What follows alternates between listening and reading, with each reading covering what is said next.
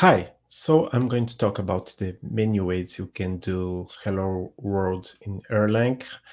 And this video is kind of a draft of a future but more organized video.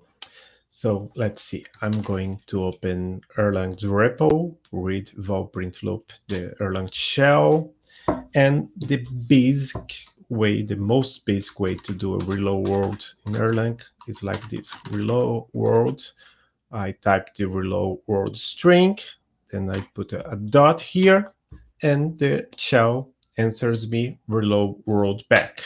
It could be something like this too, with a constant, an atom, okay? And it could be something like this. I could type IO format, reload world, exclamation point, and you see what happens. Oh, I forgot the dot, but I can't put the dot now. It's not quite pretty, so I'm going to include I don't know the name of that symbol, yeah, but it's for a new line. Okay, now it writes back to me hello world, and you see it returns the constant, the atom. Okay. Okay, what would happen? And it's important to know that in Erlang there are many processes, and the process I'm doing here is this one itself. I'm going to send a message to this self process, and the message is going to be reload world. Oh, I forgot the symbol that represents send. So this symbol represents send. So I'm going to send to this process here the reload world message. And it returns. Why does it return reload world? Because it was the message I have sent. But if I type flush, it's going to show me all the the message that are in the mailbox. It's going to show and clean. You see the shell got reload world. If I try to flush it again, there is no more message, because if I send 3 times, when I flush, you see it shows that I have received the same message 3 times. Okay, this is the the basics of I could do something like that too. I could send a message to myself, then I could do a receive where I say whatever I have received, do this. I believe it's like this.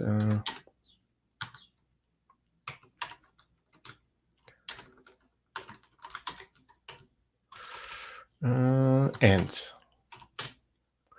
no, it's not W. I never forget. Sorry, I never. There is a problem here. What's the problem? The problem is I have sent a message. Then when I have to receive, let me just try the IO format, because I never remember how do I do. If I do this P and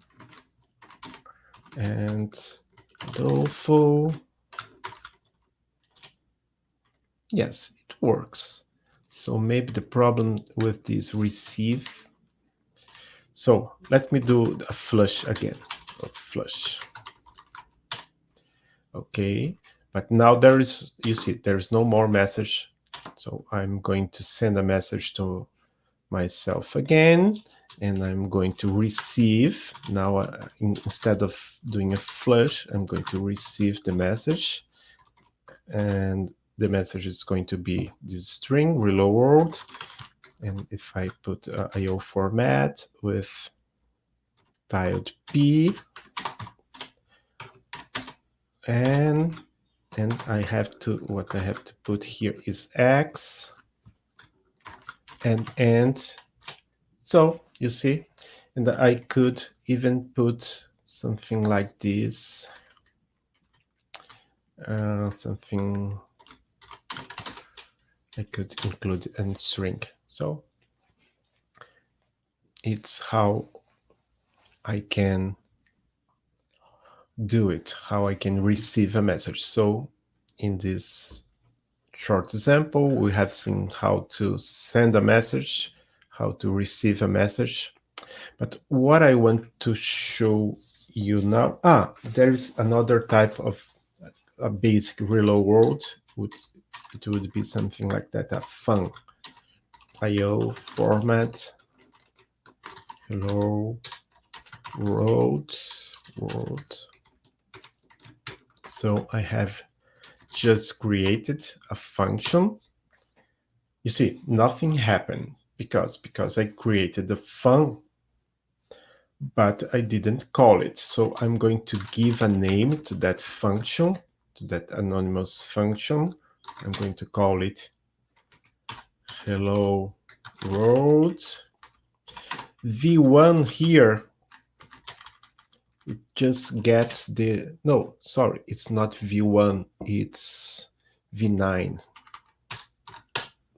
I can't do it anymore, so I'm going to call it hello world 2. So now the contents of this variable hello world 2 are this function v9. So what I do now is I'm going to ask what's hello world 2. It's this function. And can I call it this way? Yes, I can. So you see, I have just called the anonymous function. And what does the anonymous function do? It just prints hello world. As I forgot to put this here, it just puts hello world and then returns OK. The OK is returned by IO format. So you see, there are several ways to do this. I can also do something like this, spawn self. No, I can just spawn hello world 2. You see, I created a new process doing just hello world 2, and it printed hello world. This is the number of the process, but that's not enough. Yes, it's all the things in this example are I'm still processing it, so I'm do one last thing. I'm going to create, no, not IX, it's ERL, ERL. So I created here, I started an Erlang shell with the name Adolfo. So the name of this node, I use node is this one. And now I'm going to start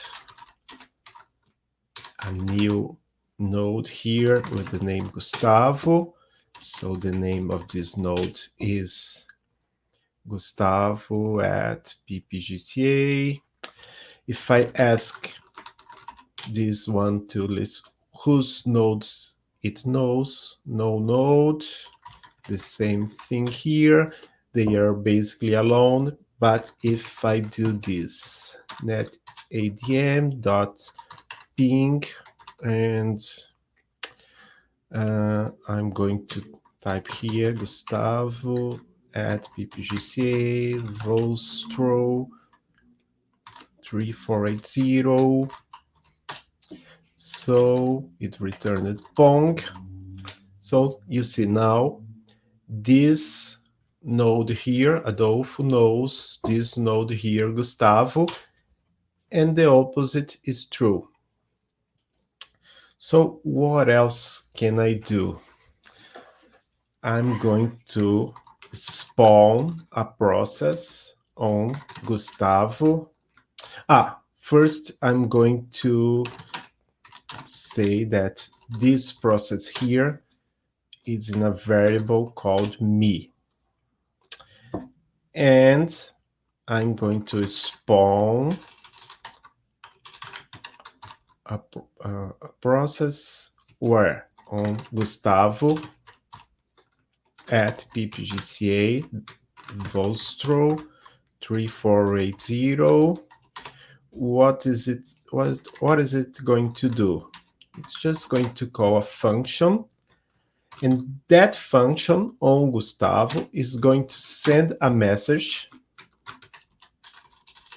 hello world, to me. And that's it. You see, nothing happened. Nothing happened here, nothing happened here, but if I flush, there's going to be a message. So there's a message here. What I need to know, and I still don't know, is how do I do to make this, to make something happen here? I still don't know.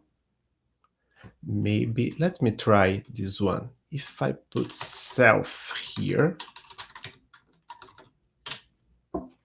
let me see if I flush here. No, there's nothing here. I really don't know how to do it, because this self maybe is related to this fun here, but I'm still going to study how to do this.